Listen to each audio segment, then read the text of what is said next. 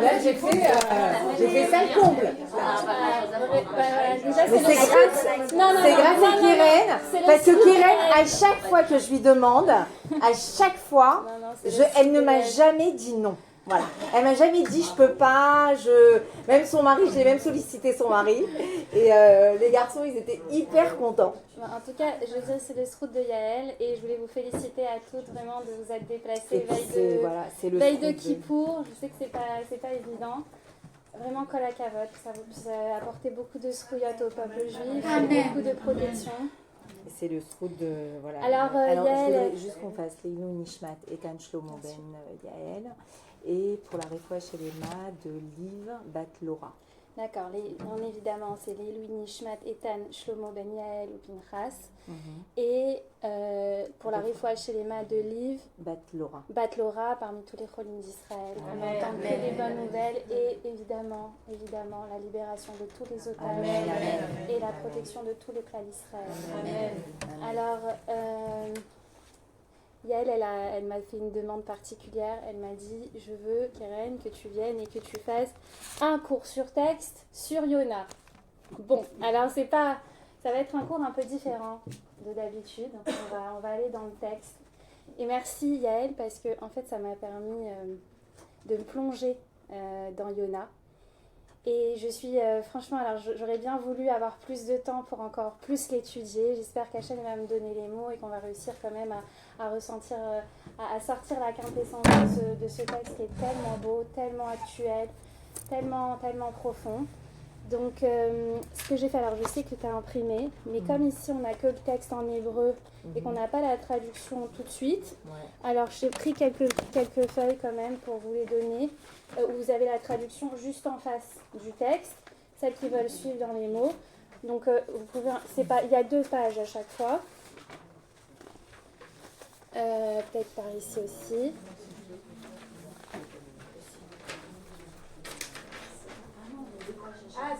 C'est 2 pages. C'est 2 pages. C'est 2. Donc on va aller dans le texte, on va aller dans les mots, on va faire vraiment différemment d'habitude. Mais non, c'est 2. Voilà, ça fait 1. Ça fait 1. Voilà, il y a 2 pages. Je vous ai donné à chaque fois, j'ai 2. Voilà, si vous voulez donner. Vous en avez d'autres ou pas? Non, j'ai pas. Je me dis, de toute façon, vous avez le texte. Hein. Pour les hébraïsantes, il n'y a pas besoin forcément de la. Je dis pas.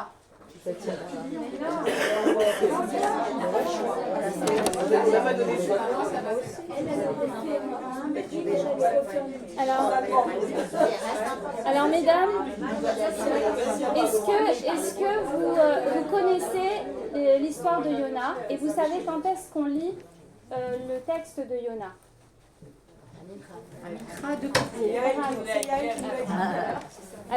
Alors on lit le texte de Yona, on le lit à Minchat Kippour, effectivement. Et ce texte-là, alors il ne se présente pas de la même façon que les autres prophéties. C'est une histoire qu'on nous raconte. On nous raconte donc l'histoire, vous connaissez un petit peu l'histoire de Yona. Alors on va la reprendre ensemble, déjà de manière générale, ensuite on va aller dans le texte et dans les mots. Et vous allez voir ce que c'est l'histoire de Yona, c'est une allégorie, c'est le Gaon de Vilna qui rapporte ça. C'est une allégorie qui compare en fait, Yona c'est la Neshama, d'accord, c'est l'âme qui vient dans ce monde. Et on lit totalement autrement le texte quand on l'aborde de cette façon. Donc, l'histoire de Yona c'est quoi? C'est Hachem qui demande à Yona, donc le prophète, qui demande à Yona, donc il se dévoile à Yona. Et c'est à ce moment-là qu'il devient prophète parce qu'il se manifeste à lui. Et il lui dit d'aller dans la ville de Nineveh, qui est la superpuissance de l'époque, d'accord, comme on pourrait dire aujourd'hui les États-Unis, et d'aller leur dire que s'ils ne font pas Teshuva, s'ils ne reviennent pas à Dieu, ils seront détruits d'ici 40 jours. Alors ce qui est intéressant et ce qu'on ne sait pas forcément, c'est que à Nineveh, c'est des non-juifs. Hachem ne demande pas à Yona, qui est un prophète juif, d'aller demander au peuple juif de faire Teshuva. de revenir de leurs mauvaises actions, parce que c'était un peuple dépravé, et il demande à Yona d'aller s'adresser à des non-juifs. Et c'est intéressant, on se dit mais pourquoi à Kippour, le jour le plus élevé de l'année, où la tchouva nous est demandée à nous, peuple juif, eh bien on est en train de nous parler de la tchouva d'un peuple non-juif, d'accord? Et pourquoi cette demande à... Et donc, Yona, à notre grande surprise, à notre grand étonnement, ne veut pas. Il veut pas. Il refuse la mission qui lui est confiée. Et qu'est-ce qu'il fait? Il dit, je vais fuir de devant Hachem. Je vais me fuir de devant Hachem. Je vais tout de suite au port de Yafo. Et de là-bas, je prends le premier bateau et je pars le plus loin possible. La destination la plus lointaine. Il veut sortir d'Eretz Israël. Il se dit, en Eretz Israël, la présence d'Hachem, elle est trop importante. Je vais quitter Eretz Israël, je vais partir loin. Je vais me cacher de devant Hachem et je ne vais pas accomplir cette mission. Et qu'est-ce qui se passe? Il prend le bateau. Et d'ailleurs, il paye comptant d'avance. Normalement, vous savez, à l'époque, eh bien, on montait dans le bateau et quand on arrivait à destination, on payait. Il y avait des arrêts, d'accord? Et on payait en fonction de l'arrêt, on descendait. Lui dit, il arrive, il dit, je vous paye tout de suite le trajet. Et même s'il n'y a personne, je vous paye pour que le bateau y parte. Ça veut dire, je vous paye la somme que vous voulez pour que le bateau il quitte le port. Il monte dans ce bateau. Le bateau quitte le port. Et qu'est-ce qui se passe? Eh bien, il va y avoir un orage, une tempête incroyable. Les eaux vont se déchaîner. Et tout le monde va paniquer sur le bateau. Le commandant de bord va commencer à solliciter tout le monde. Et il va dire aux gens de jeter leurs affaires du bateau. Ah non, c'est pas tout de suite. Et en fait, pendant ce temps-là, pendant que tout le monde est en train de s'affairer, il dit à tout le monde de prier chacun son Dieu pour pouvoir être sauvé. Eh bien, notre cher Yona, qu'est-ce qu'il fait? Il est au fond du bateau, dans la cale du bateau, tout au fond. Il dort. Il dort profondément. C'est intéressant. Mais vraiment, c'est très, très intéressant. Et le commandant de bord descend. Et il va le chercher, il le secoue. Il lui dit, mais qu'est-ce que tu fais? Qui es-tu? Et d'où tu viens? Qui est ton peuple? Et pourquoi tu dors? Malecha Nirdam, vous connaissez cette chanson? Elle est magnifique. Bon. Et en fait, ce qui se passe, c'est que Yona, il se réveille et il dit prie ton Dieu, et peut-être qu'on sera sauvé. Et à ce moment-là, Yona, il répond, il donne son identité, il dit je suis un ivri, et je crains Dieu, le maître du monde, le vrai maître du monde qui a créé le ciel et la terre. Et il leur dit c'est à cause de moi qu'il est en train de se passer tout ça. Le monde tremble à cause de moi. Et il lui dit, donc il monte. Alors à ce moment-là, on dit que le maître du bateau, le commandant de bord, merci, le commandant de bord, à ce moment-là, il est saisi d'une grande crainte. On essaiera d'aller voir dans les explications. Il est saisi d'une très grande crainte. Et qu'est-ce qu'il fait? Il dit, mais qu'est-ce qu'on va faire de toi? En fait, qu'est-ce qu'on va faire maintenant? On ne veut pas avoir le sang d'un innocent sur les mains. Ça veut dire, on ne veut pas te jeter à travers, dans la mer, par-dessus bord. Mais il faut faire quelque chose. Qu'est-ce qu'on attendrait à ce moment-là de Yona? Mesdames, qui prie, une repentance. Exactement. Mais encore à ce moment-là, aucune teshuva. Rien. Qu'est-ce qu'il dit? Jette-moi par-dessus bord. Jette-moi. Et qu'est-ce que fait, le commandement, le matelot, mais les matelots, mais à contre-cœur. Il décide de jeter Yona à la mer. Alors c'est intéressant, on verra, je ne sais pas si on aura le temps d'aller vraiment dans le texte, mais j'aimerais bien qu'on lise dans le texte, qu'on lise certains mots parce que c'est très fort. Mais on dit qu'il n'a pas jeté comme ça tout de suite. Au début, il a mis les orteils de Yona dans l'eau. Et la mer, elle se calmait. Ah, il s'est dit, on peut fonctionner comme ça. Et il remontait, et puis dès qu'il remontait, eh bien, l'eau se déchaînait de nouveau. Alors ensuite, il a mis un peu plus les jambes. Puis ensuite, il a essayé de le mettre dans une barque sur l'eau. Et puis il voit qu'en fait, à chaque fois, ça revient. Et au final, il le lance entièrement dans l'eau. Et donc, Yona va tomber dans les profondeurs de la mer. Et quand j'ai lu ce texte, vraiment, ça m'a énormément fait penser. Vous savez, on dit qu'il va dans les profondeurs de la mer, je vous le lirai dans les mots. Il faut imaginer ce que c'est quand on tombe dans les profondeurs de la mer. La mer, ce que c'est quand on tombe à l'intérieur, c'est glacial. C'est obscur. C'est extrêmement obscur. D'accord ? Et on dit qu'à ce moment-là, il y a une baleine qui va l'avaler tout entier. Et il va se retrouver comme dans un tunnel. Dans une étroitesse. Il n'y a pas pour respirer, il n'y a pas pour voir à l'extérieur. On ne voit pas la lumière du jour, on ne voit rien. Et Yona, il va être donc enfermé dans cette baleine. Et à ce moment-là, il va commencer à prier. À ce moment-là, quand il est au bout du bout, il décide de prier. Je voudrais vous lire ce qui est dans les mots, parce que c'est très très beau. Et bon, avant qu'on aille dans les mots, je finis. Et donc ce qui va se passer, c'est qu'Hachem va le sauver, va faire rejeter du ventre de la baleine et sur la terre sèche. Ah, ce qui est intéressant aussi, c'est qu'avant, en fait, qu'on le lance dans l'eau, les matelots, ils ont fait tout ce qu'ils pouvaient pour essayer de ramener le bateau sur la terre sèche. Ça, c'est important, ça aussi, la terre sèche. Bon, finalement, il va être rejeté sur la terre et il va aller accomplir sa mission. Hachem lui redonne sa mission. Et il va à Nineveh et il annonce au peuple que s'ils ne font pas teshuva, la ville va être détruite.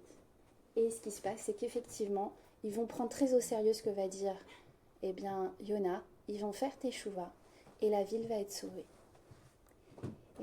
Et ça termine un peu comme ça. Alors après, il y a le caroubier, etc. C'est intéressant, peut-être qu'on en parlera. Mais au final, il réussit à sauver la ville de Nineveh, même s'il ne voulait pas.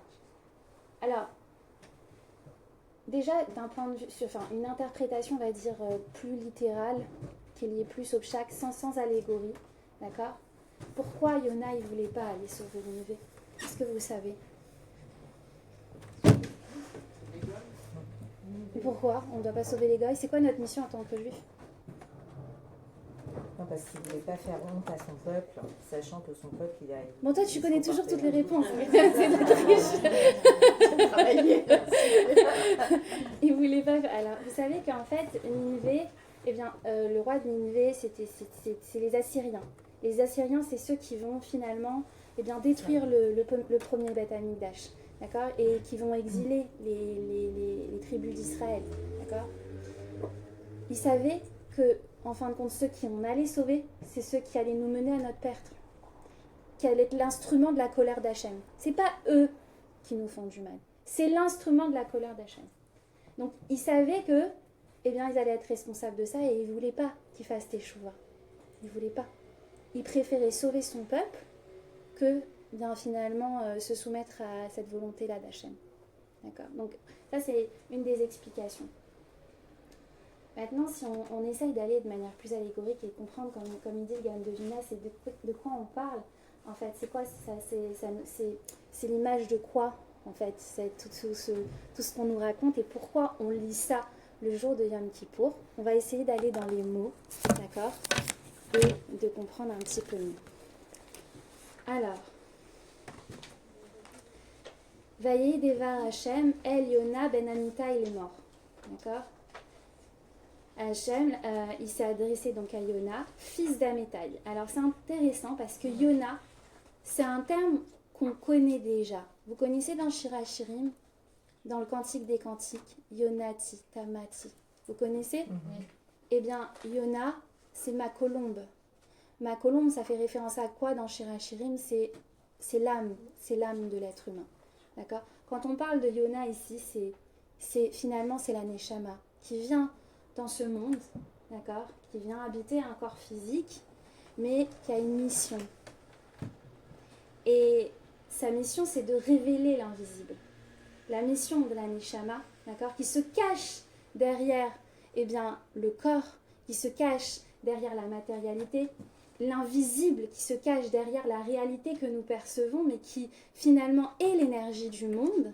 Eh bien, le travail de l'être humain dans ce monde, finalement, c'est de dépasser le voile et de révéler, en fin de compte, ce qui est la source de vie. La source de vie, c'est son âme, et évidemment, c'est son attachement, en fin de compte, au Créateur qui a créé ça, c'est de révéler Dieu dans ce monde. Olam, ça vient de quoi? Ça vient de Ne'elam, qui veut dire masqué, caché. Et le but de l'homme dans ce monde, c'est de révéler Hachem derrière la matière. C'est de révéler Hachem derrière la matière. La matière, tout ce qui nous entoure, eh bien, c'est structuré d'une certaine façon avec une sagesse infinie. On voit le corps humain, la nature, le fait que tout est à nos dispositions pour qu'on puisse survivre, nous, en tant qu'êtres humains. Alors, et que la Terre, elle se trouve à une distance exactement à 1 millimètre près, on brûlerait avec le soleil, et si jamais on était plus éloigné, on serait frigorifié. Enfin, tout est millimétré, cadré. Enfin, voilà. Et finalement, en fin de compte, le fait de prendre conscience avec l'intelligence humaine, avec la conscience humaine, de cette intelligence qui baigne dans l'univers, ça nous permet quoi? De révéler ce qu'il y a derrière. S'il y a structuration, s'il y a intentionnalité, s'il y a création, ça veut dire qu'il y a créateur. Et le but de l'être humain, c'est d'utiliser son libre arbitre pour aller chercher l'invisible. Donc, là, on parle de l'âme humaine. Ben Amitai, Amitai, ça vient de Emet. Emet, c'est quoi? Vérité, fils de vérité. Notre Neshama, notre âme, elle connaît la vérité. Elle connaît le Emet. Quand on se connecte à son âme, on sait ce qui est juste. Au-delà de la logique, on sait ce qui est juste. On sait. Mais très souvent, on ne veut pas l'écouter et on ne veut même pas essayer de se connecter. D'accord? Parce que ça va parfois à l'encontre de nos intérêts. Donc, là, on dit El Yona ben Amitai, fils d'Amitai, fils de la vérité. D'accord? La Neshama, elle connaît la vérité. Et qu'est-ce qu'il lui dit? Koum. Koum, c'est intéressant. Lève-toi. Existe. L'air. L'air, c'est un verbe de mouvement. D'accord? C'est une mise en mouvement. D'accord? L'être humain, c'est un être en développement permanent. Ce qui définit l'être humain, c'est d'être en mouvement permanent. C'est le mouvement qui nous permet d'avancer, d'accord, d'être dans une halakha. C'est quoi la halakha? Les halachot de la Torah qu'on nous donne, on dit c'est des mitzvot qu'on doit faire. En fait, c'est un chemin qu'on doit construire pour avancer vers un but. D'accord? C'est de retrouver le but de notre existence.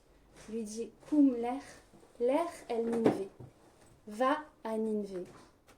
Alors c'est intéressant parce que là, c'est une mission on a une mission. On vient, nous, en tant que peuple, le peuple juif, il a une mission spécifique. Une mission qui va au-delà de toute, de toute logique, de toute considération. On voit que la destinée du peuple juif, elle est complètement hors norme. La survie du peuple juif, elle est complètement hors norme. Rien n'est logique dans notre histoire. Vous êtes d'accord? Juste en ça, c'est le témoignage de l'existence de Dieu. Même dans les plus, dans nos plus mauvais moments, d'accord? C'est tellement surnaturel ce qui existe, ce qui se passe pour le peuple juif, que c'est en soi la preuve de l'existence de Dieu. Je ne sais pas si vous comprenez ce que je veux dire, mais c'est que en soi, c'est tellement, j'arrive même pas à trouver les mots, c'est tellement incompréhensible. c'est tellement incompréhensible. Et finalement, le fait qu'on survive à ça, mais c'est pas simplement qu'on survive, c'est comme on dirait le leader là, c'est-à-dire c'est pas simplement qu'on survit, c'est que c'est ce qui nous permet à chaque fois de nous révéler. On ressort, mais c'est que on ressort et on va encore plus loin qu'avant. Regardez l'après-Shoah. Quand on réfléchit, qui peut se remettre de ça? Mais qui? Et regardez le peuple juif, combien d'années après? On ne peut jamais rester longtemps victime. Alors quand on est victime, et c'est ce que le monde ne supporte pas, ne peut pas supporter en fait, parce qu'en général, quand des personnes vivent, d'accord, des traumas comme ceux que nous on peut vivre en tant que peuple juif, eh bien ils se relèvent pas, ils restent toujours. Le monde aime les victimes, aime se victimiser, et nous c'est tout l'inverse. D'ailleurs, quand on voit juste les témoignages des gens qui sortent, qui étaient otages, qui sortent de Gaza, qui viennent de vivre l'enfer, et puis moi je vois les vidéos, et je me dis, mais les gens, ils ne peuvent pas comprendre ce qu'ils ont vécu.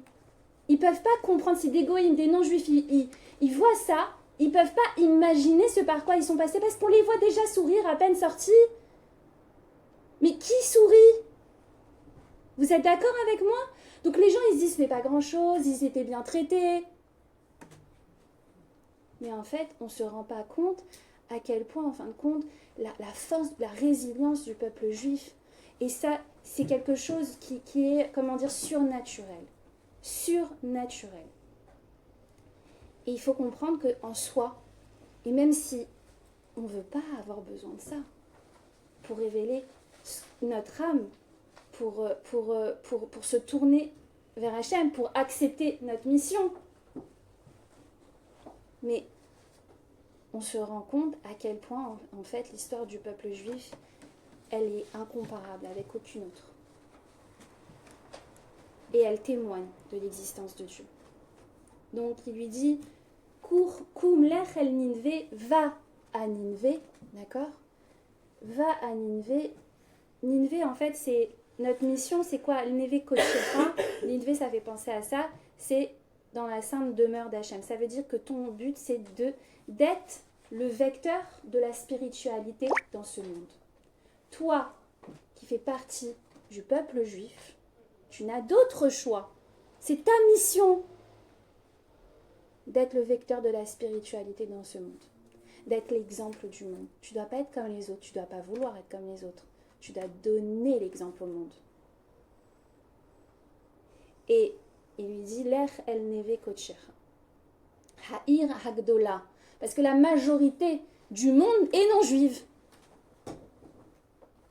Pourquoi il n'a pas fait en sorte que tout le monde respecte les mitzvot? Que tout le monde soit le vecteur de cette spiritualité? Parce qu'il faut une élite pour ça. C'est pas qu'on s'octroie, entre guillemets, un statut. Mais tout le monde ne peut pas être roi. Et si tout le monde est roi, il n'y a pas de roi. Et si tout le monde a la même fonction, il n'y a pas de royaume.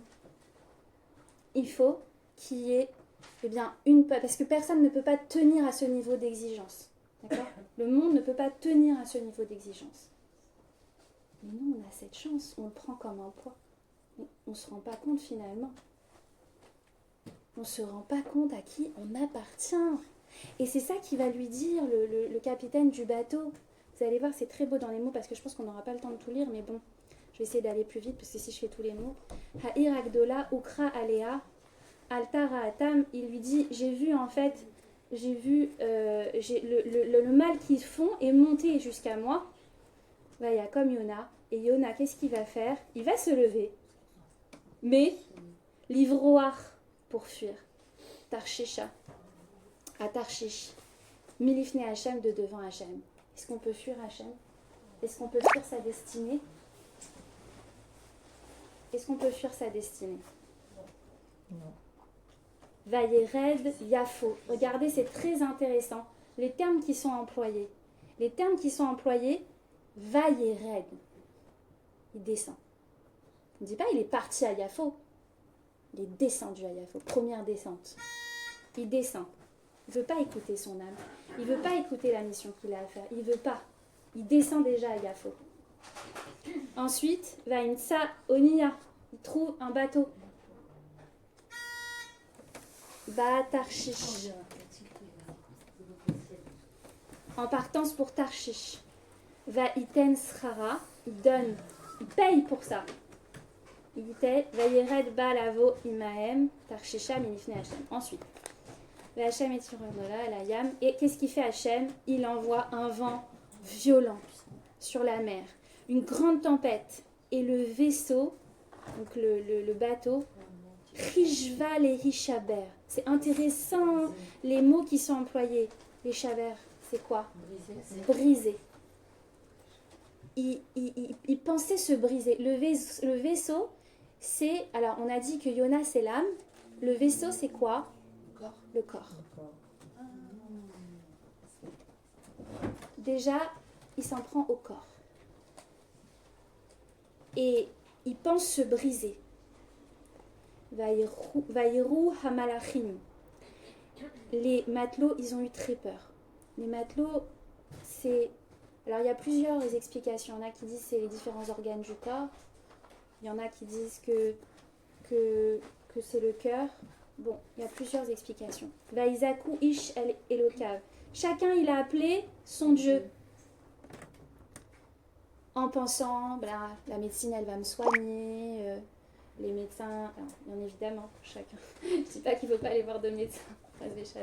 Mais c'est eux qui vont me libérer de mon problème. Je mets toute ma confiance en eux. Vayehi Sahar Gadol. Et il y a une... Ah non, on en était... Vayatilou Atakelim. Alors, oui. Qu'est-ce qu'on a dit? Vaïrou Aman, d'accord. Vayatilou Atakelim. Alors, c'est intéressant. À ce moment-là, regardez, Hachem, il fonctionne par étapes. Au début, il s'en prend au bateau. Ensuite, il dit les matelots, ils disent, bon ben, jetez tout le matériel, d'accord? Essayez de jeter tout ce que vous avez pour alléger le bateau, d'accord? Donc, il s'en prend peut-être à nos possessions, à certaines choses, à des petites, voilà. Et ensuite, la calme aléem pour l'alléger. Veyona, Yarad, il était descendu, El Yarkete Asfina, au fond du navire, Vaishkav, il s'était couché, Vairadem, et il était endormi profondément. L'âme, mesdames, notre âme, elle dort profondément. Profondément. Et même qu'il y a un tumulte partout à l'extérieur, que ça tremble, que le monde y tremble. Notre âme, elle veut dormir. Ne me demande pas ça. Il veut pas. Il résiste. Mais il est conscient. Parce qu'il est conscient quand même. Il y a une conscience de Yona. D'accord? Il sait au fond ce qu'il doit faire. Il sait qu'il a une mission. Et il veut pas. Vaikrav. Et là, Vravachovel. Et à ce moment-là, le commandant de l'équipage, il va à sa rencontre, il s'approcha de lui. Et qu'est-ce qu'il lui dit? Maléchanirdam. Il faut que vous la écoutiez cette chanson, pour celles qui ne la connaissent pas, elle est trop belle. Maléchanirdam. Que fais-tu là, dormeur? Koum. Encore une fois, qu'est-ce qu'on nous dit? Koum, lève-toi. Kra el Elokecha, appelle ton Dieu. Oulaï tachet ha Elokim lanu velo novet. Peut-être il aura pitié de nous et nous ne périrons pas. Vayomrou ishel reu. Alors il y a tout le monde qui s'active, les matelots.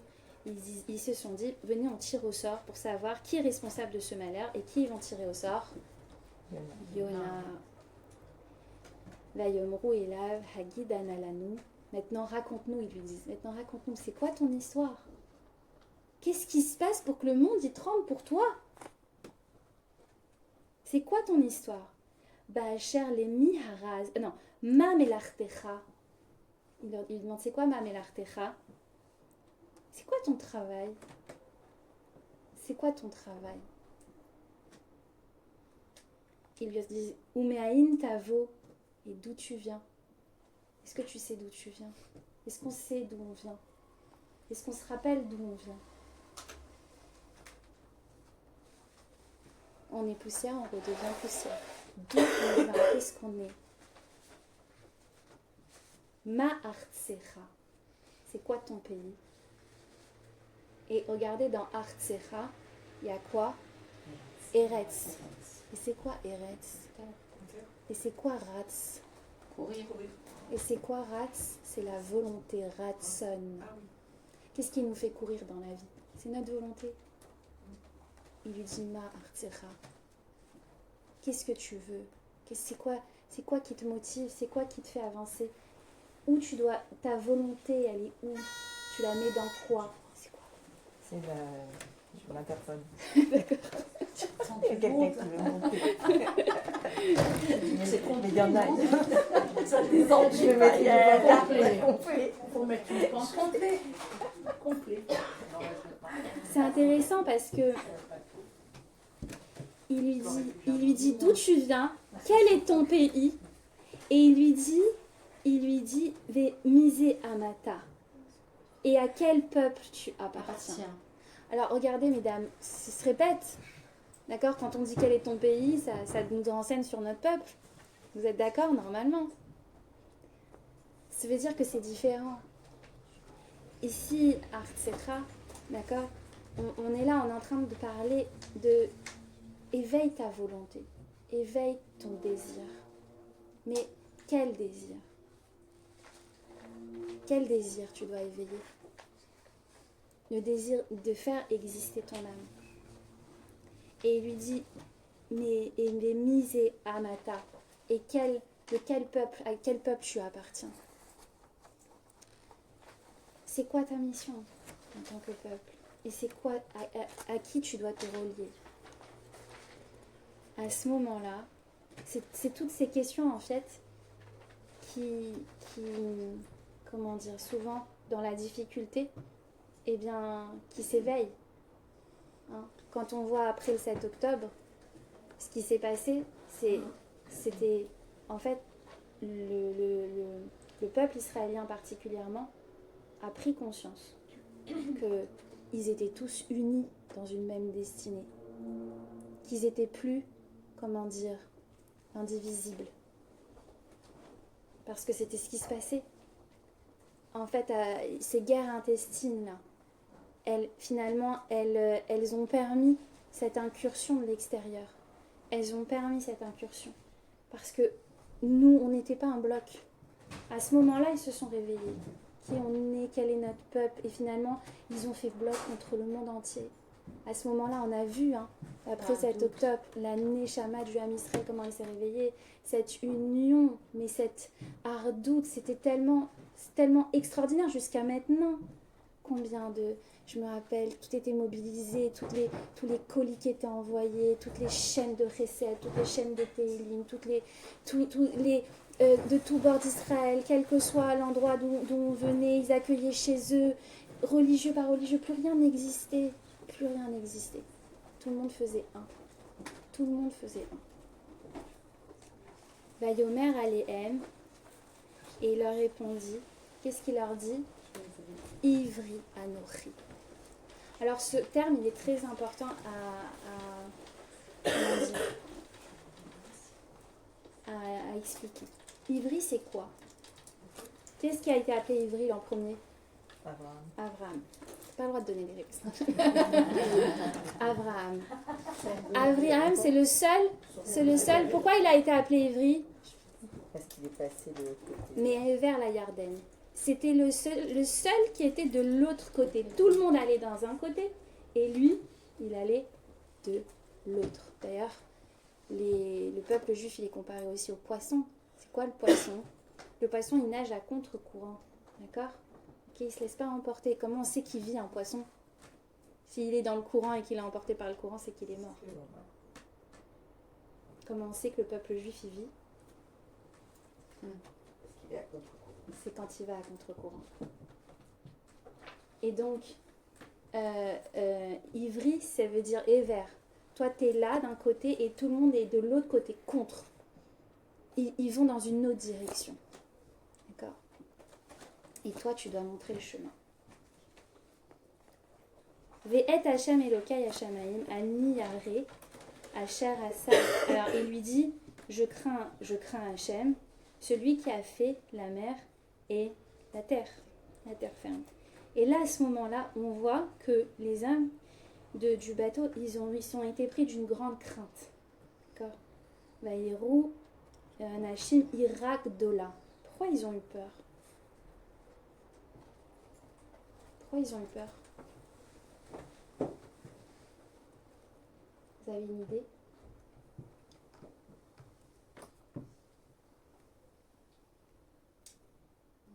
Vous savez pourquoi ils nous en veulent, les autres peuples? De la jalousie. Oui, pourquoi? Pourquoi ils nous en veulent? Hein? Parce qu'on est un. Ça, c'est ce que selon la logique, on pense. Il n'y a pas de logique à l'antisémitisme, hein, si on réfléchit.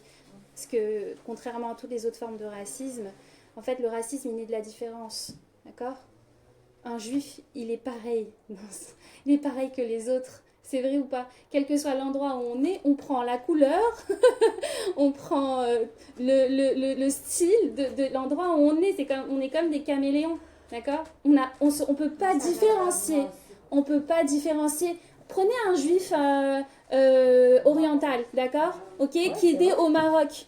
D'accord? Vous pensez que c'est un Marocain? Prenez maintenant un juif ashkénaze. D'accord? Vous pensez que il est d'Europe de l'Est? Oui? D'accord? Maintenant, prenez un hindou. Il est partout le même, hein? Vous êtes d'accord? Il n'y a pas de différence. Un juif, en général, il s'intègre très bien. Un juif, il va travailler, il va faire partie du pays, il va s'intégrer, etc. Même un juif religieux. D'accord? Maintenant, il peut y avoir des signes, etc.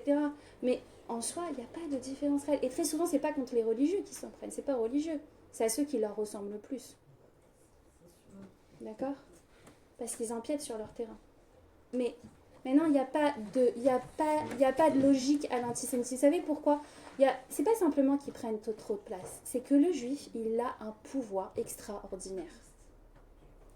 Il a un pouvoir extraordinaire. On nous a donné ces forces-là parce qu'on a une mission extraordinaire et qu'il nous faut beaucoup, beaucoup, beaucoup de force pour pouvoir la tenir sur toutes ces générations.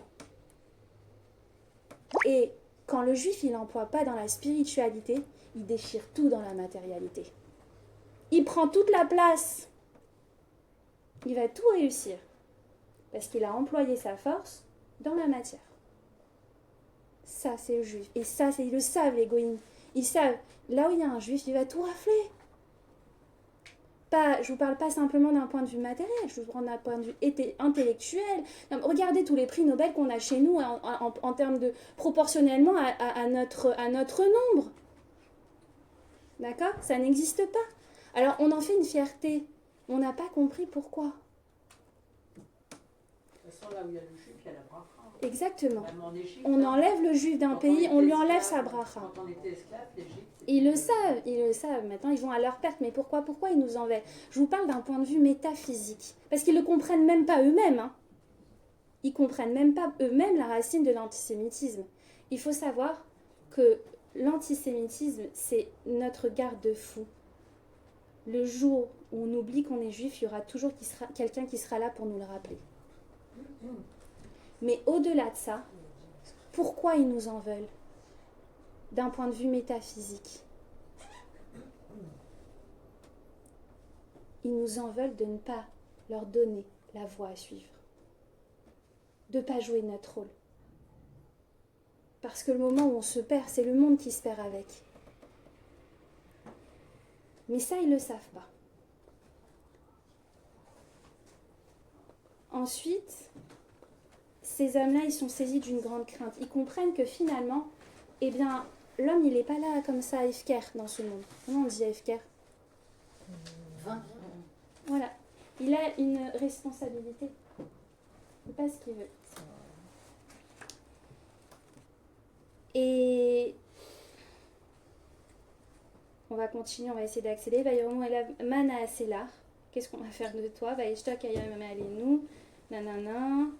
Vayomer Alehem. Alors, qu'est-ce qu'il leur dit là? Il leur dit, jetez-moi à la mer. D'accord? Il reconnaît, mais on voit à ce moment-là qu'il ne fait toujours pas teshuva. Et c'est ça qui est incroyable.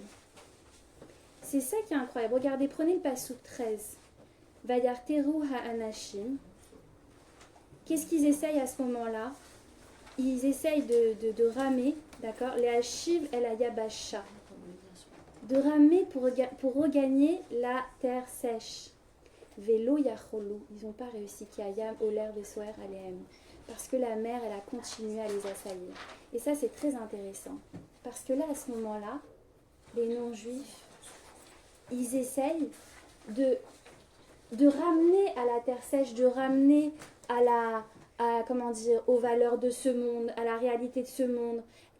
Ils voudraient essayer de faire en sorte que le peuple juif soit comme tout le monde. Mais c'est pas possible. La mer, elle l'emporte. On ne peut pas échapper à sa mission. Vaikrou el Hachem. Et à ce moment-là, ils se sont eux-mêmes tournés vers Hachem. Et ils disent quoi? S'il te plaît, ne nous fais point périr à cause d'eux. Et ne fais pas retomber sur nous le sang innocent. Car c'est toi-même qui as fait ça. Qui a fait ce que tu as voulu. Vaïsou et Shona, ils ont pris Yona. Ils l'ont porté. Alors c'est intéressant. Vaïsou, d'accord? Ils l'ont élevé. Qu'est-ce que ça veut dire? Ce qui nous élève très souvent, malheureusement. Ce qui nous élève, qui nous fait prendre conscience de notre grandeur, de tout ce qu'on a comme potentiel à l'intérieur de nous, de finalement la force inégalée et insoupçonnée, les ressources insoupçonnées qu'on a à l'intérieur de nous, c'est quoi? Souvent, c'est dans l'adversité. Malheureusement, le peuple juif, c'est ce qu'il définit. C'est au moment où il est le plus oppressé qui révèle le nec plus ultra. C'est complètement incompréhensible, mais c'est ça la définition du peuple juif. Vaïetilourou, et qu'est-ce qu'il fait? Ils le jetèrent à la mer. Et à ce moment-là, ça se calme. Vaïro Anashim Irakdola, et là, ils ont eu très peur. Ils ont compris. Ah, ce peuple, il n'est pas comme les autres. Il n'est pas comme les autres. Et à ce moment-là, ils vont faire teshuva. Ils vont faire teshuva eux-mêmes, les matelots, ils font teshuva. Ils vont offrir des sacrifices à Hachem et ils vont faire des vœux en son honneur. On dit Isberu Zevar, Hachem, et ils vont prendre des nédarim sur eux. Excusez-moi. La notion de teshuva, c'est pas pour les goïms aussi? Si, bien sûr, on retournera. Ils ont les 7 Noachim, déjà, Ouais. d'accord? Et il y a une forme, bien évidemment, de teshuva, c'est de reconnaître l'existence d'un créateur. Le but du peuple juif, c'est de faire reconnaître au monde l'existence d'un créateur, qui a un maître du monde, d'accord, qui a des lois qui concernent tout le monde, des lois éthiques et morales, d'accord, qu'il y a une spiritualité inhérente à chacun, que chacun a une neshama, même un non-juif, il a une neshama, d'accord. Et simplement, on n'a pas le même niveau d'exigence pour un non-juif qu'un juif, d'accord. Et il a une neshama yetera, le juif, d'accord, supplémentaire. Alors, et donc, qu'est-ce qui va se passer? Hachem, il va faire appel à un poisson, un énorme poisson, qui va engloutir Yona et il va rester dans ses entrailles pendant 3 jours et 3 nuits. Alors, c'est intéressant parce que quand on nous dit Vayeman Hachem Dag Gadol, on voit qu'Hachem, il a plusieurs émissaires. Tous les émissaires du monde. Il peut tout faire intervenir. Il peut solliciter à la fois la nature, d'accord, les forces de la nature, comme ils peuvent solliciter les êtres humains, tout est possible, d'accord. Livloa et Yona, et très souvent, en fait, on essaye de trouver des raisons logiques. On essaye de dire mais comment c'est possible que Netanyahou il ait pu laisser un truc pareil? Comment c'est possible que l'armée israélienne n'ait pas pu intercepter ça le jour du 7 octobre? Et on cherche des coupables. C'est pas le travail qu'on nous demande. Ce qui est arrivé, c'est arrivé. À quoi ça sert maintenant de chercher les coupables? Alors oui, pour pouvoir tirer des leçons pour l'avenir, etc., savoir où a été la faille, d'accord, d'un point de vue logique, c'est aussi important. Mais pourquoi chercher le coupable? Ce qu'on cherche, c'est d'essayer de comprendre maintenant derrière où ça nous mène. Où ça nous mène. Alors, qu'est-ce qui se passe après? Il dit, et là c'est très très beau, regardez, Veit Palel Yona. Et à ce moment-là, enfin, pourquoi on attend autant pour prier? El Hachem Elokav Mime Adaga, et il dit, Karati Mitzarali.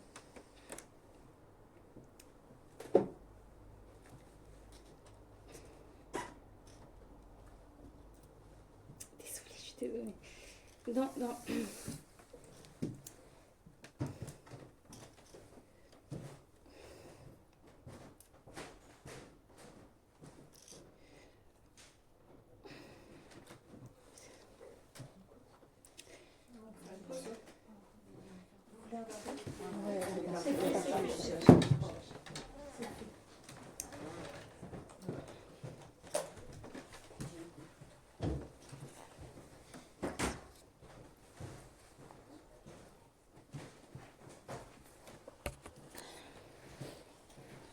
Désolée, on arrive à l'issue d'une année qui a été tellement difficile pour le peuple juif que voilà, c'est Karati Mitzarali.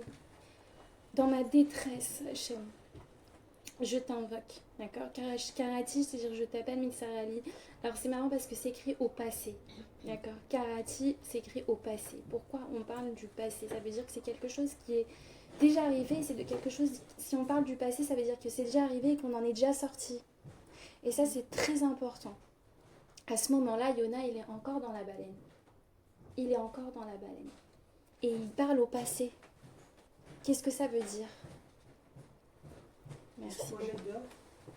Ça veut dire que pour lui, il sait qu'il va sortir. À ce moment-là, au moment où, finalement, au moment où on se tourne vers Hachem et qu'on décide d'y croire, eh bien, c'est là que la délivrance ne peut qu'arriver. Et ça, c'est très intéressant. En plus, j'ai vu, ça m'a fait vraiment penser...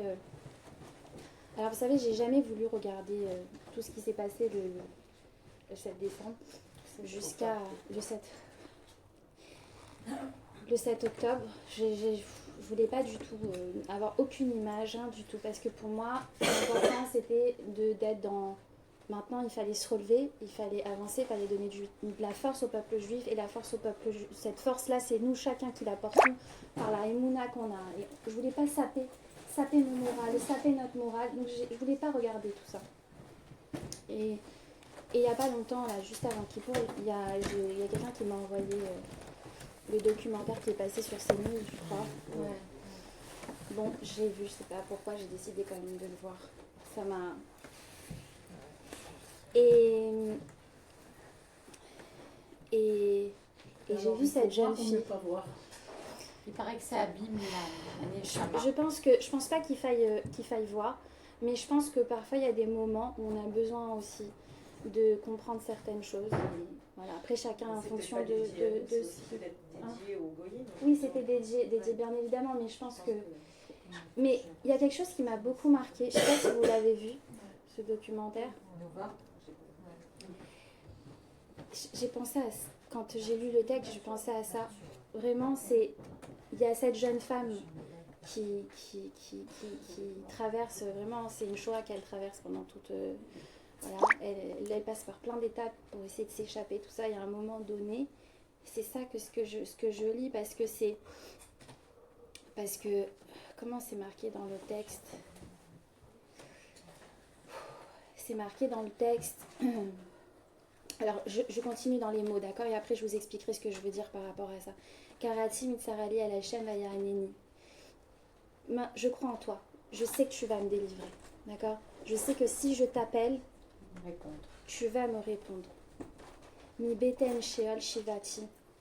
Du kéol, comment on dit, de l'abîme, d'accord? Shivati, d'accord? Je t'ai imploré.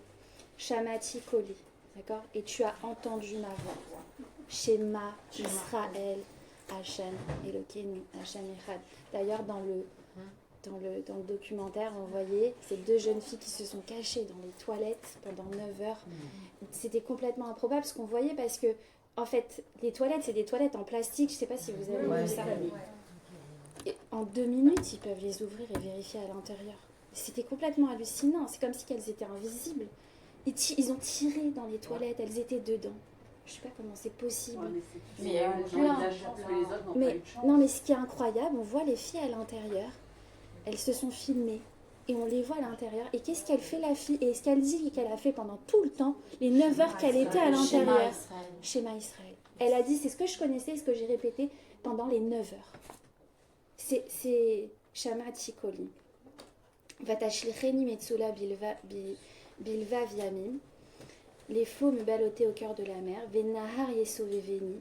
Alors là, il décrit en fait toutes les souffrances, enfin, toutes les souffrances par lesquelles il passe là. Il est passé, il n'est pas encore sorti, mais il décrit comme s'il est sorti de tout ça.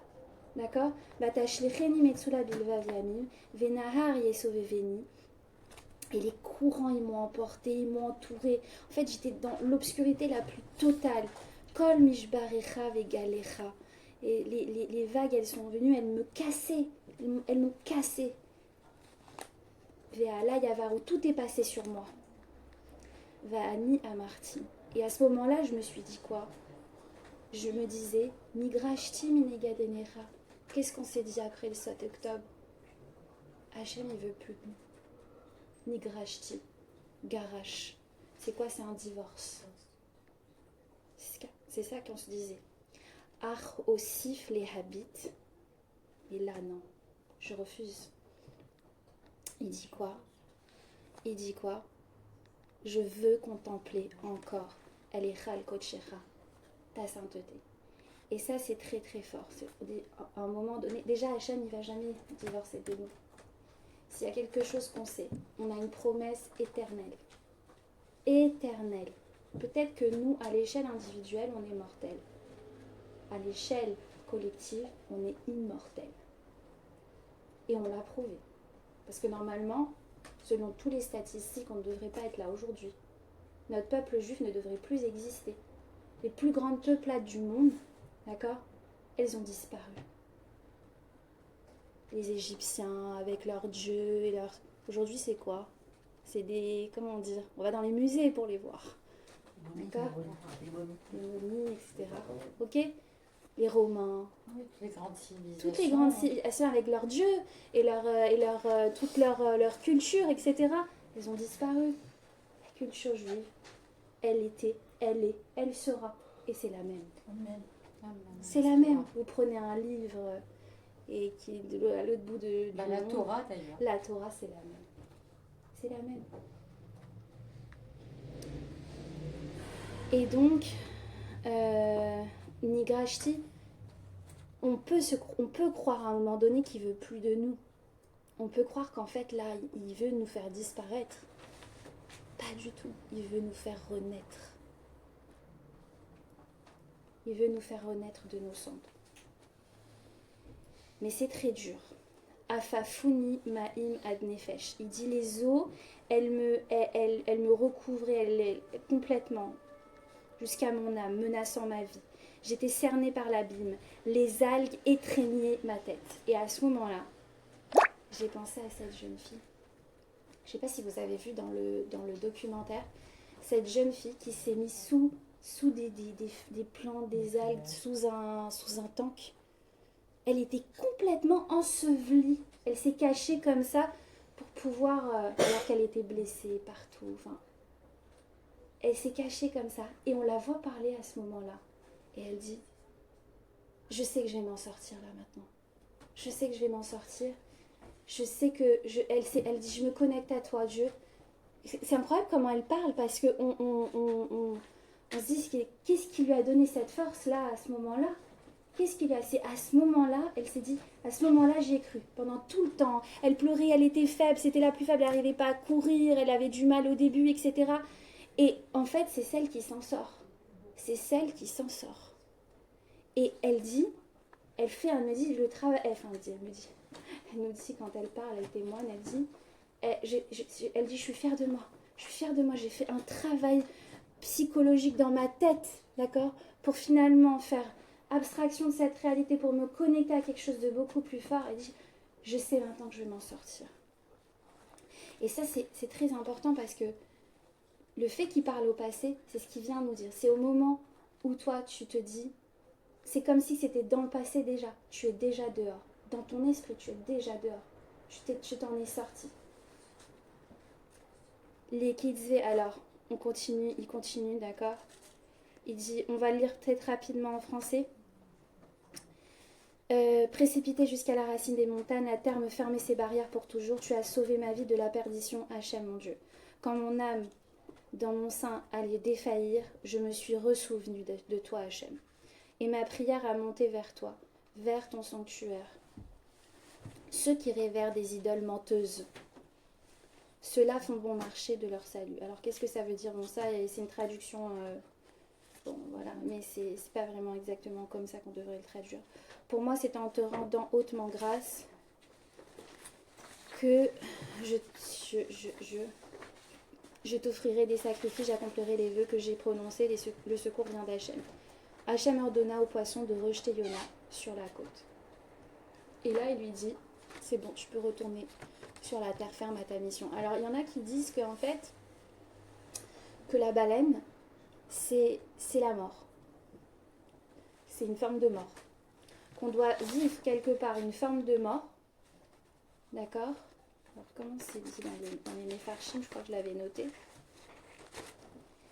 Bon, je sais plus, je l'ai noté. Alors, ça peut être une mort réelle, et après, il y a une réincarnation qu'on vient. On veut pas faire notre mission, on est réincarné pour pouvoir accomplir notre mission. De toute façon, on devra le faire. Et il y en a qui disent, non, on passe par une forme de mort, d'accord, pour pouvoir trouver cette vérité et renaître et accomplir ce qu'on a accompli. Donc il compare la baleine, il compare la baleine à la mort. D'ailleurs, on voit cette étroitesse, cette obscurité, etc. D'accord? Et ensuite, on est où? Ah oui. Et là, on arrive bientôt... Vaillez Devar Hachem El Yona. Alors là, vous voyez qu'il va y avoir un parallélisme entre toute la première partie qu'on a vue, d'accord? Et là, on passe à une deuxième partie et il y a un parallélisme entre les deux parties. C'est qu'on reprend exactement le même déroulé.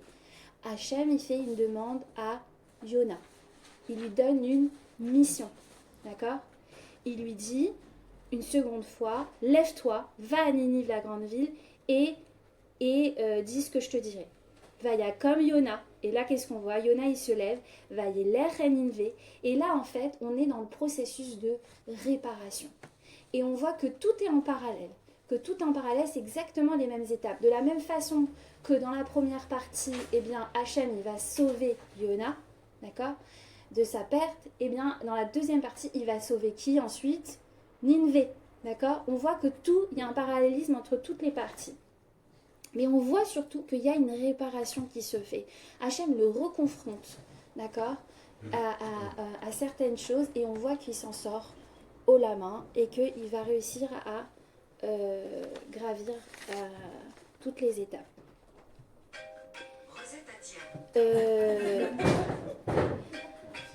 Alors, Yona, il est parti à Ninive, d'accord. Et on dit que bon, c'est une toute-puissance, il va commencer à parcourir la ville, d'accord, et il va publier en fait ce qu'Hachem lui dit, les habitants de Ninive ont cru en Dieu, ils proclamèrent un jeûne, grand et petit. Alors il y en a qui disent pourquoi on nous parle de la teshuva des non-juifs, pour nous dire, et pourquoi on nous dit que finalement, en fait ce qu'on s'aperçoit dans le texte, c'est que les non-juifs, ils font très rapidement teshuva. Ça veut dire qu'à peine Yona, il arrive et il dit Dieu va vous détruire, aucune résistance. Tout de suite, ils font teshuva. Il y a le roi qui vient même à la rencontre de Yona et qui va déclarer un jeûne. Alors que nous, on nous appelle quoi? Le peuple juif, le peuple à la nuque raide. C'est vrai. Mais c'est intéressant parce que on a effectivement la nuque très raide. Mais autant on est têtu, parfois pour ne pas faire la volonté d'Hachem, autant quand on emploie ce défaut pour Hachem, on fait des choses incroyables. Il faut être conscient de ça. Ça veut dire il faut être têtu pour Dieu. Il faut être têtu. Alors Yona, il va se rendre, donc on a dit, et le roi de Ninive, il va se lever de son trône, il va jeter son manteau, il va se couvrir d'un sac, vous savez les sacs en toile de jute là, voilà, pour pouvoir, voilà exactement. Pour pouvoir déclarer le deuil, etc. Bon bref. Et Hachem, qu'est-ce qu'il va faire? Il va révoquer son dîne, d'accord, son décret. Et ça, c'est un grand message d'espoir. C'est un grand message d'espoir, c'est que, en fait, il n'y a aucune situation perdue. Il n'y a pas de place au désespoir. C'est que de n'importe quelle situation, la plus horrible soit-elle, on peut s'en sortir. C'est ça la force, ça veut dire que le peuple juif, il peut se relever de tout. De tout. Et alors, continue en disant et il nous montre quoi, si avec des non-juifs il est capable d'être miséricorde, combien plus avec nous,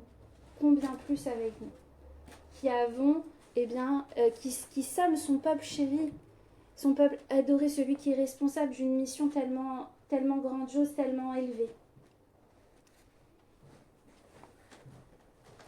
Et il a considéré, et c'est important parce qu'on dit Vayar Hachem, Hachem, il a vu quoi? Il a considéré Et Maasehem. On parle pas de leur Teshuva. Il a considéré Et Maasehem. C'est quoi Maasehem? Leurs actions. Et ça, c'est important.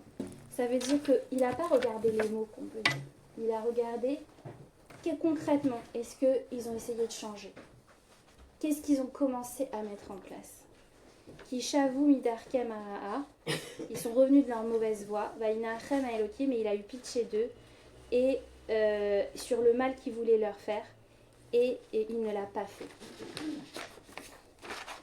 Et enfin, dernière partie. Alors, cette partie en soi, elle demande aussi beaucoup d'explications, on va aller très vite. Yona, il n'était pas content. Yona, il n'était pas content contre Hachem. D'accord. Alors, on a expliqué pourquoi. Vaïra el Yona ra'a gdola vaïcharlo. Il était en colère. Il s'est mis en colère contre Hachem. D'accord. Qu'il ait eu pitié si facilement de cette nation. Vous savez, ça me fait penser avec Ishmaël, en la liquant le passage avec Ishmaël et Agar dans le désert. Rosh Hashanah. Ouais. On lit à Rosh Hashanah. Et c'est quoi ce passage? On parle d'Agar et Ishmaël. Ishmaël, c'est qui? C'est qui Ishmaël? Celui qui est le père de qui? L'ancêtre de qui? De l'islam. D'accord? C'est eux dont on parle le jour de Rosh Hashanah. Et qu'est-ce qu'on dit? On dit quoi? On lit quel passage? Le moment où Agar, on parle pas de Sarah Imenou, on parle d'une servante non juive, arabe, d'accord, qui se tourne vers Hachem, qui pleure parce que son fils va mourir. Parce qu'en fait, Abraham l'a renvoyé sous la demande de Sarah dans le désert. Il lui a donné ce qu'il fallait pour survivre, pour pouvoir retourner chez elle. Malheureusement ou heureusement, elle s'est perdue en chemin. D'accord? Et là, son fils, il agonise de soif, etc. Il va mourir. Et elle veut... Alors, c'est intéressant parce qu'on voit la nature de ce peuple à ce moment-là. Qu'est-ce qu'elle fait, Agar, au moment où son fils il va mourir? Elle le jette. Il y a marqué, elle le jette. Elle dit, je veux pas devoir mourir, ça me fait trop mal. Elle se met à une distance. Elle se met à une distance. Hein. Et qu'est-ce qu'il y a un ange qui arrive à ce moment-là? Et qu'est-ce que l'ange il dit? Dieu a écouté, pas ta voix. Parce que toi, tu penses à ta souffrance, tu ne penses pas à celle de ton fils. Lui, il a besoin de toi à ce moment-là. Il a besoin que tu le prennes dans ses bras et que tu l'accompagnes jusqu'au bout. D'accord? Il a attendu la voix de l'enfant. Et à ce moment-là, les malachim, qu'est-ce qu'ils ont fait? Qu'est-ce qu'ils ont fait, les malachim? Les anges, ils sont venus se tenir devant Hachem. Ils disent, quoi? Tu vas sauver Ishmaël? Ishmaël, c'était déjà un meurtrier sanguinaire. C'était déjà... Pourquoi elle a renvoyé Sarah? Pourquoi elle a renvoyé? Il avait des relations adultères, il tuait, il volait. Il avait 13 ans. Hein? Il avait 13 ans. D'accord? Et qu'est-ce qu'elle lui dit? Les anges, ils viennent, ils lui disent quoi? Ils lui disent, mais tu vas pas le sauver.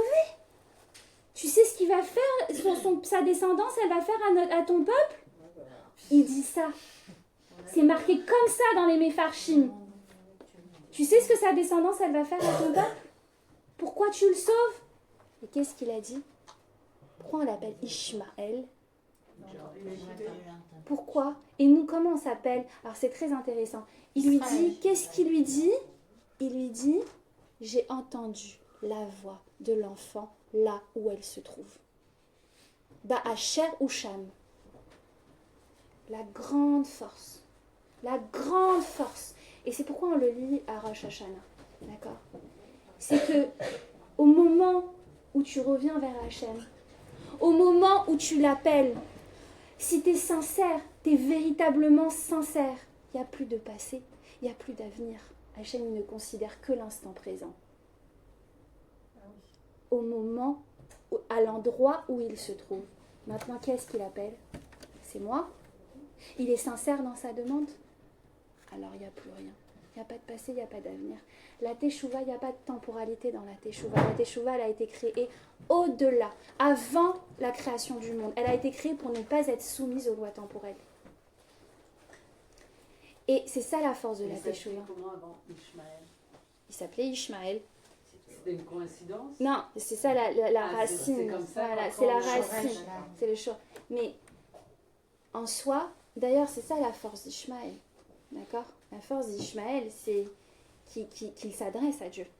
Malheureusement. Hein, ils disent quoi quand ils vont faire leurs pires choses? D'accord? Malheureusement. Mais ce qu'il y a, c'est qu'ils investissent les forces du mal. Et il y a des forces. D'accord?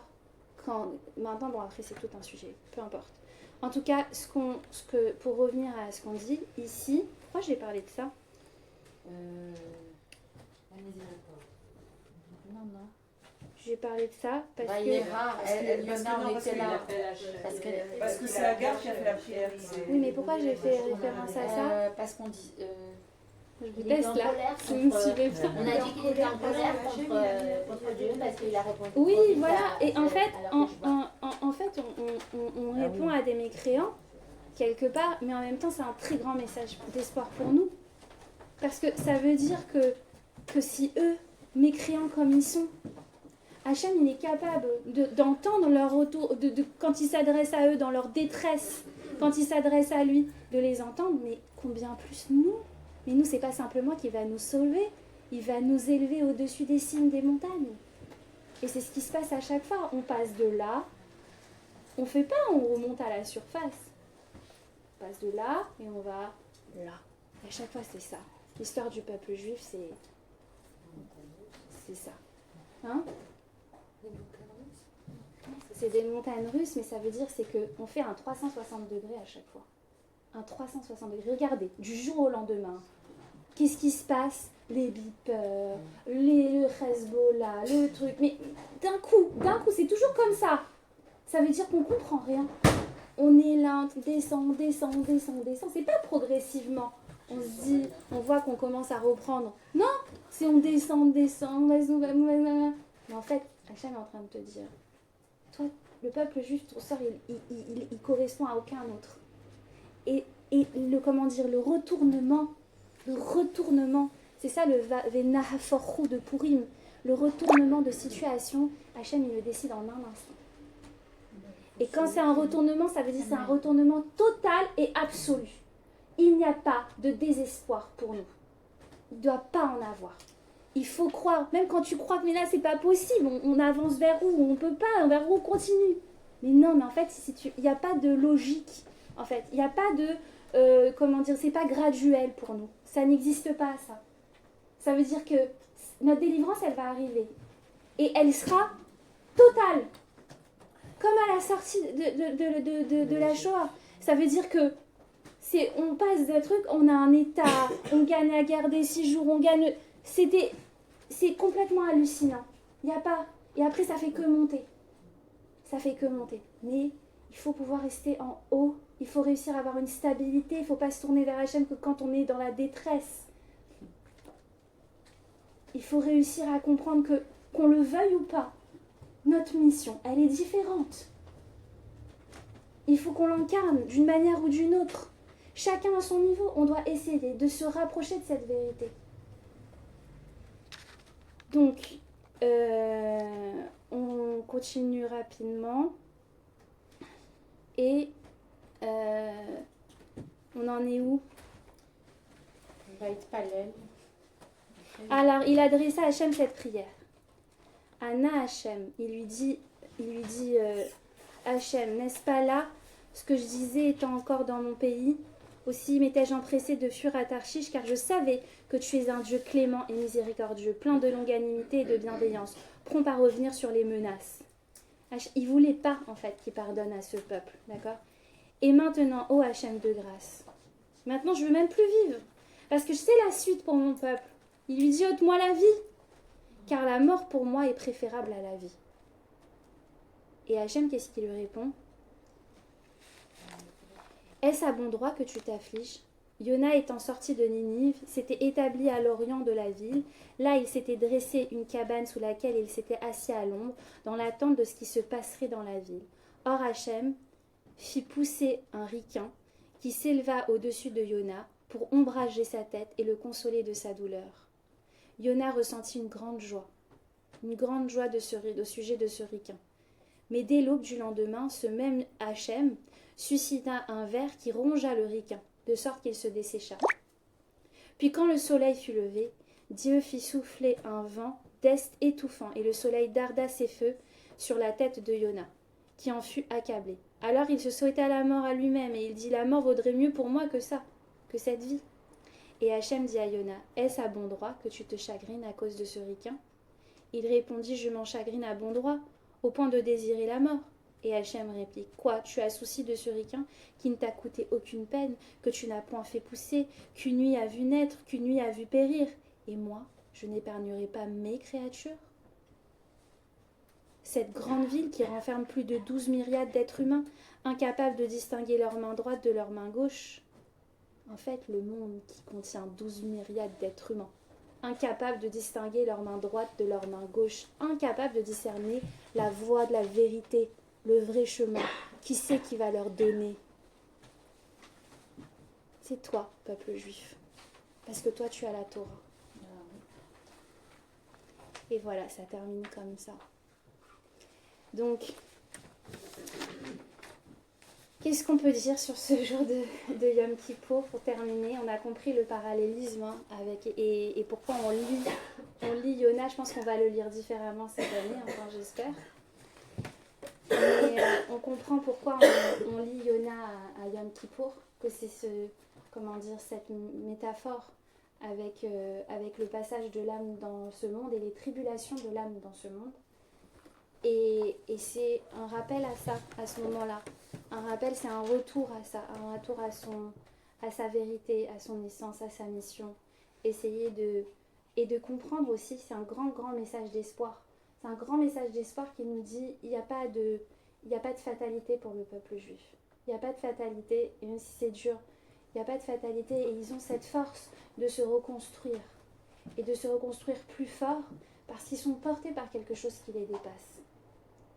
Donc on essaye de garder ce message d'espoir et de croire que la délivrance, elle va arriver en un instant, en un éclair. On va voir tous les otages libérés et qu'ils puissent se reconstruire et que les familles, elles vont pouvoir se relever, avancer, que Bezrat Hashem, on n'entende que de merveilleuses nouvelles cette année et qu'il y ait beaucoup d'unité entre nous, beaucoup de respect entre nous les uns les autres, parce que on peut pas être fort face aux autres si on n'est pas solidaire entre nous.